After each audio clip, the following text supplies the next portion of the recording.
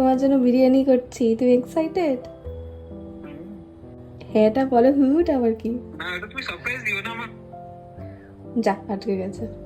আজকে নীল বাড়ি ফিরবে, তাই ও একটু ইচ্ছা করেছিল আমার কাছে যে একটু বিরিয়ানি করে রেখো, আজকে রাতে বাড়ি ফিরে বিরিয়ানি খাবো। তো এতদিন আমি ভেবেছিলাম যে নীলের যেহেতু পোলাও ভীষণ পছন্দ, তাই আমি ওর জন্য পোলাওই করব বড় বড় চালের। এই জন্য আমি বাঁশকাঠি চালও কিনে এনেছিলাম, কিন্তু লাস্ট মোমেন্টে নীল বললো একটু বিরিয়ানি করো, ওইখানে বিরিয়ানি তো খাইনি, পোলাও তো খেতেই পারবো বাট বিরিয়ানি করো।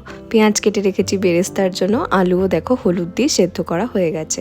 চিকেন গতকাল রাত থেকে ম্যারিনেটেড করে রেখেছি, আর একটা জল গরম করেছি, তার মধ্যে গোটা গরম মশলা একটু ভালো করে ফুটিয়ে নিয়েছি। গরম জলের মধ্যে এখন ধুয়ে রাখা সেই বাঁশকাঠি চালটাকে দিয়ে নিচ্ছি। ভাতটা এখন দুপুরে করে নেবো, এখনো আমার স্নান হয়নি। নীল আজকে বাড়ি ঢুকবে সেই রাত 12টায়, তাই আমি সারা দিন ধরে অল্প অল্প করে আজকে বিরিয়ানিটা রান্না করব দুপুরে, তাই ভাতটা শুধু করে দিলাম। আলুটাও সেদ্ধ হয়ে গেছে, এখন যাচ্ছি স্নানটা করে আসতে।